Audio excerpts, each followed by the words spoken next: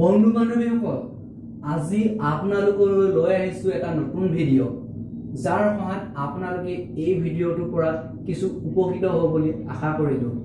আজি এই ভিডিঅ'টোৰ মূল টপিকটো হৈছে ইংলিছ গ্ৰামাৰৰ পাৰ্ট অফ স্পীচ অৰ্থাৎ পদ।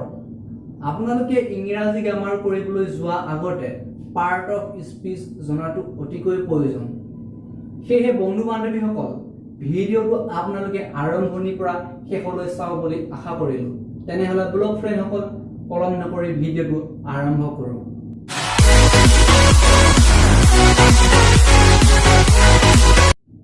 বন্ধু বান্ধৱীসকল আপোনালোকে যদি মোৰ এই চেনেলটোত পোন প্ৰথমবাৰৰ বাবে আহিছে তেনেহলে আপোনালোকে এই চেনেলৰ সদস্য হ'বলৈ কাষত থকা বেল আইকনটো ক্লিক কৰিব আৰু অল বুটামটো প্ৰেছ কৰি ৰাখিব। তেতিয়াহে আপোনালোকে মই দিয়া নতুন নতুন ভিডিঅ'সমূহ অতি সহজতে পাবলৈ সক্ষম হ'ব। আজি টপিকটো হৈছে পাৰ্ট অফ স্পীচ। আপোনালোকে ভিডিঅ'টো মন দি চাই যাব আৰু বুজিবলৈ চেষ্টা কৰিব। তেনেহলে ভিডিঅ'টো আৰম্ভ কৰোঁ। পাৰ্ট অফ স্পীচক অসমীয়াত পদ বুলি কোৱা হ'ব। পাৰ্ট অফ স্পীচৰ সূত্ৰটো এইটো, আপোনালোকক বুজাবলৈ চেষ্টা কৰিছো।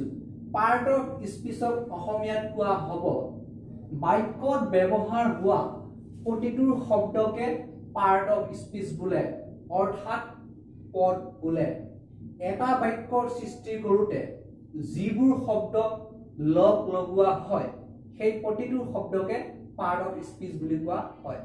সেন্টেন্স এটা হ'বলৈ কি লাগিব? প্ৰথমে পাৰ্ট অফ স্পীচ লাগিব, অৰ্থাৎ কি লাগিব? শব্দ লাগিব, হয় কি নহয়? সেই শব্দবোৰ লগ লাগিলেহে সেন্টেন্স সৃষ্টি হয়। এতিয়া আপোনালোকক এক্সাম্পল সহ বুজাবলৈ চেষ্টা কৰিম। এইটো এটা বাক্য অৰ্থাৎ সেন্টেন্স।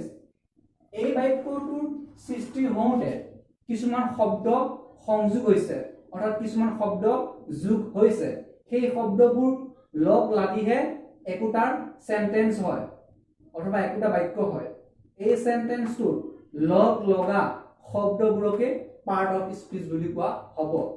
ইয়াত যিবোৰ শব্দ ব্যৱহাৰ হৈছে প্ৰত্যেকটো শব্দকে পাৰ্ট অফ স্পীচ বুলি কোৱা হ'ব। এতিয়া ৰাহুল ৰিডছ এ বুক। ৰাহুলে কিতাপ পঢ়ে। এই বাক্যটোত তিনিটা শব্দ লগ লাগিছে। ৰাহুল ৰিডছ বুক, এই তিনিটা শব্দ লগ লাগিহে এটা বাক্যৰ সৃষ্টি হৈছে। এই বাক্য সৃষ্টি কৰোঁতে কি হৈছে? তিনিটা শব্দ লগ লাগিছে, তেতিয়া কি হ'ব? এটা বাক্য সৃষ্টি হৈছে। এই শব্দবোৰকে কি বুলি কোৱা হ'ব? পাৰ্ট অফ স্পীচ বুলি কোৱা হ'ব। এই বাক্যটোত ব্যৱহাৰ হোৱা ৰাহুল ৰিডছ এ বুক, এই শব্দবোৰক কি বুলি ক'ব? পদ বুলি কোৱা হ'ব, অৰ্থাৎ পাৰ্ট অফ স্পীচ বুলি কোৱা হ'ব। ইংৰাজী গ্ৰামাৰত পাৰ্ট অফ স্পীচ 8 প্ৰকাৰৰ আছে। বন্ধু বান্ধৱীসকল মন দি শুনি যাব।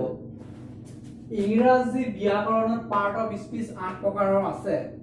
সেইবোৰ এইবোৰ, যেনে 1 নম্বৰ হৈছে নাউন, ইয়াক ক'ব বিশেষণ পদ। প্ৰনাউন, ইয়াক ক'ব সৰ্বনাম পদ। ভাৰ্ব, ইয়াক ক'ব ক্ৰিয়া পদ। এডভাৰ্ব, ইয়াক ক'ব ক্ৰিয়া বিশেষণ। এডজেক্টিভ, বিশেষণ পদ। প্ৰিপজিশ্যন, অব্যয়। কনজাংচন, যোজক অব্যয়। ইন্টাৰজেকচন, ভাৱবোধক অব্যয়।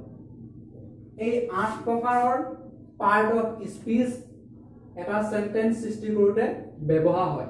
আকৌ এবাৰ কৈছো, এই 8 প্ৰকাৰৰ পাৰ্ট অফ স্পীচ সেন্টেন্স এটা সৃষ্টি কৰোঁতে ব্যৱহাৰ হয়।